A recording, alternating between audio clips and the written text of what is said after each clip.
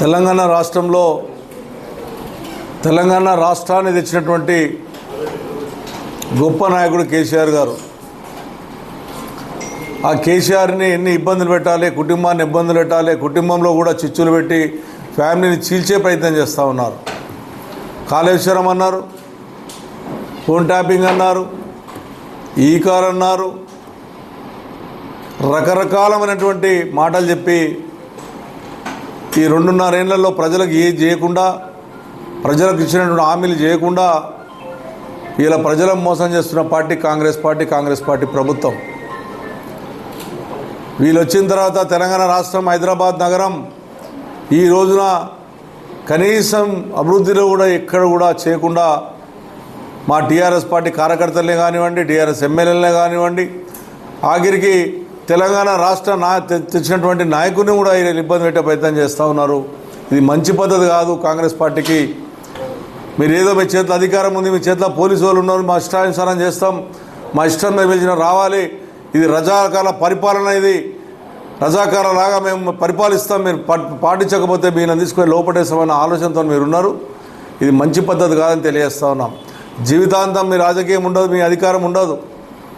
మేము 10 ఏళ్ళు స్పష్టంగా కాళేశ్వరం ప్రాజెక్టు నుంచి ఇంటింటికి మంచినీళ్ళే కానీ, ప్రజలకు ఇచ్చేటువంటి 200 పింఛను, 2000 రూపాయల పింఛనే కానీ, అదేవిధంగా కళ్యాణ లక్ష్మి, షాద్ ముబారకే కానీ, రైతులకు రైతు బందే కానీ, దళితులకు దళిత బందే కానీ, బీసీలకు బీసీ బందే కానీ, ఇవన్నీ వేల లక్షల కోట్ల రూపాయలు ప్రజానికానికి ఆ రోజున ఎన్నో రకాల సహాయపడ్డటువంటి వ్యక్తి కేసీఆర్ గారు. కేసీఆర్ కుటుంబాన్ని ఇబ్బంది పెడతా ఉన్నావు, కేసీఆర్ కుటుంబంలో చిచ్చు పెట్టావు. మళ్ళీ ఈ రకం ఇలా కేసీఆర్ నోటీస్ ఇచ్చే ప్రయత్నం చేస్తూ ఉన్నావు. నువ్వు నోటీస్ ఇచ్చిన దానికి భయపడేటటువంటి కేసీఆర్ కాదు. ఆ రోజు ఆంధ్రప్రదేశ్ కలిసి ఉన్నప్పుడు అందరూ ఏకమైనా కూడా, రాష్ట్రంలో ఉన్న దేశంలో అందరూ ఏకమైనా కూడా తెలంగాణ రాష్ట్రాన్ని సాధించే దాంట్లో నా ప్రాణం పోయినా సరే కానీ నేను తెలంగాణ రాష్ట్రం తెచ్చి తీరుతానని చెప్పిన గొప్ప నాయకుడిని ఈ రోజున ఇబ్బంది పెట్టే ప్రయత్నం చేస్తున్నావు. అదే తెలంగాణ రాష్ట్రమే రాకపోతే ఇవాళ నువ్వు ముఖ్యమంత్రి వైద్యుడి ఆలోచన చేసుకో. ఎవరన్నా మాట్లాడితే వాళ్ళ మీద కేసులు, ఎవడన్నా ఎమ్మెల్యే మాట్లాడితే వాళ్ళ మీద కేసులు, ఎవరైనా చిన్న కార్యకర్తలు మాట్లాడితే కేసులు, వాళ్ళ వాట్సాప్లో మాట్లాడితే కేసులు, ఎవడైనా బ్యానర్లు కడితే బ్యానర్లు చింపేసుకుంటా, మీ బ్యానర్లు కడితే చేసుకుంటా దౌర్జన్యం. అధికారులను, పోలీసు వాళ్ళ అధికారులను అడ్డం పెట్టుకొని ఇష్టానుసారం చేస్తూ ఉన్నాం. అడిగింది ముఖ్యమంత్రి గారు, తొలి ముఖ్యమంత్రి ఏమడిగారు? నేను ఫామ్ హౌస్లో ఉన్నాను, నా ఇల్లు ఇక్కడనే ఉన్నాను, నా ఇల్లు ఇన్నే ఉంది, నా ఇంటికి మీరు ఇవ్వండి, రండి, మీరు ఏ అడిగిన దానికి నేను సమాధానం చెప్తాను అని చెప్తే దాన్ని పక్కదారి పట్టించి మున్సిపాలిటీ ఎలక్షన్లు ఉన్నాయి, ఎక్కడ బయటకు వస్తాడో, బయటికి వస్తే ఏమి ఇబ్బంది అవుతుందో, మొన్నే సర్పంచ్ ఎలక్షన్ సంకనాకపోయినాం, మళ్ళీ ఆయన మన బయటకు వస్తే మన కథమైపోతామని భయభాంతులతో మీరున్నారు. దానికి డైవర్షన్ పాలసీ. నేను ప్రజలు కూడా విజ్ఞప్తి చేస్తూ ఉన్నాను. 2 మంత్రులు వచ్చి కేసీఆర్ ఇంటికి వచ్చి సమ్మక్క సారక్కకు రమ్మన్నారు. సమ్మక్క సారక్కకు రమ్మని దర్శనం చేసుకోమని అఫీషియల్గా చెప్పినప్పుడు మరి ఇలా సమ్మక్క సారక్కకు పోవాలన్నా, నీ సిట్టు దగ్గరికి పోవాలన్నా మీరు ఆలోచన చేయండి.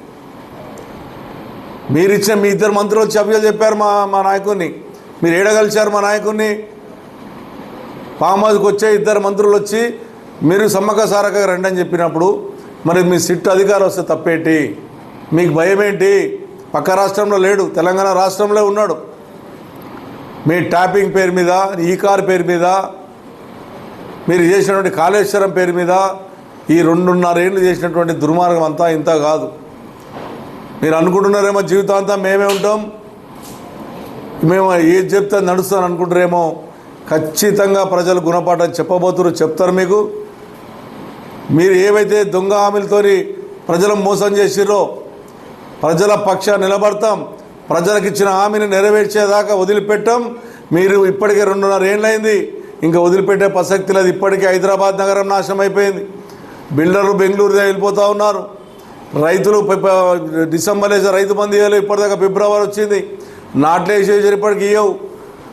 ఎలక్షన్లు అయితే చీరలు ఇస్తావు, ఎలక్షన్ల దగ్గర చీరలు ఇవ్వవు. ఇదొక ప్రజాధనాన్ని ఖరాబు చేసుడు తప్ప నీకు చేత కాదు. నువ్వు ఎన్నిటిగా సిద్ధమే. నువ్వు ఎర్రవెల్లి ఫామ్ హౌస్కి వచ్చి న్యాయబద్ధంగా చేయాలి. ఇంకో దుర్మార్గమైన విషయం, నేను పోలీస్ అధికారులకు ఆలోచన చేసుకోవాలి. మీరు కూడా మీరందరూ కూడా కేసీఆర్ నాయకత్వంలో పనిచేశారు. ఆ రోజున కేసీఆర్ కింద పనిచేసిన వాళ్ళే. మీరు సిట్ అంటే వాళ్ళు ఇంటికి వచ్చి కనీసం అక్కడ ఉన్నటువంటి గన్మెన్ ఉంటాడు, లేకపోతే ఇంట్లో లోపల పనిచేసేటటువంటి లేడీస్ ఉంటారు, వాళ్ళకని ఇవ్వాలి. మీరు గోడ కతికేసి పోయినరంటే ఒక మాజీ ముఖ్యమంత్రి తెలంగాణ రాష్ట్రం తెప్పించినటువంటి నాయకునికి ఎంత రకంగా మీరు ఇన్సల్ట్ చేసిరు పోలీసు అధికారులు ఆలోచన చేసుకోవాలి. నిజంగా మీకు చిత్తశుద్ధి ఉంటే, నిజంగా మీకు నిజాయితీగా మీరు పోతురం టాపింగ్ అని అంటున్నప్పుడు రెవెల్యూకే పోయి మీరు లేసారు అక్కడ రండి అని చెప్పి ఆడే నోటీస్ ఇచ్చిరానుండే మీకు భయమే ఉంటుండే. ఇద్దరు కానిస్టేబుల్ పంపనుంటేవి పంపి అక్కడ ఇచ్చి ఈయనే రమ్మనున్నప్పుడు గోడ కతికేసి రాకపోతే ఈ సంగతి చూస్తామనే భాషతో మాట్లాడేటువంటి చర్య చూస్తే నిన్న వాళ్ళు చేసినటువంటి పోలీసు చేసినటువంటి ఆలోచన చూస్తే చాలా బాధ కలుగుతుంది ఒక శాసనసభ్యునిగా. అంటే ఒక మాజీ ముఖ్యమంత్రికి 10 ఏళ్ళు పరిపాలించిన ముఖ్యమంత్రికి ప్రజల కొరకు ప్రాణాలు త్యాగం చేసేసిన తెలంగాణ రాష్ట్రం తెచ్చినటువంటి నాయకునికి ఇలా ఈ రకమైనటువంటి ఇన్సల్ట్ చేస్తూ ఉంటే ప్రజలు ఎవరు సహించరు. ఇప్పటికైనా ఆలోచన చేసుకోమని చెప్తున్నాను కాంగ్రెస్ ప్రభుత్వానికి. మీ మొత్తం బండారాన్ని బయటపడుతున్నాయని మనల్ని ఇబ్బంది పెట్టే ప్రయత్నం చేస్తున్నావు, మనం బాధ పెట్టే ప్రయత్నం చేస్తున్నావు. తగిన ముల్లం చెల్లిక తప్పదు. రాబోయే కాలంలో ఖచ్చితంగా ఎవరెవరైతే దీని మీద కక్ష సాధింపులు పాల్పడడానికి ప్రయత్నం చేస్తుండ్రో ఖచ్చితంగా గుణపాఠం చెప్తుంది ఈ మా ప్రభుత్వం వచ్చిన తర్వాత అని చెప్పి తెలియజేస్తా ఉన్నాను.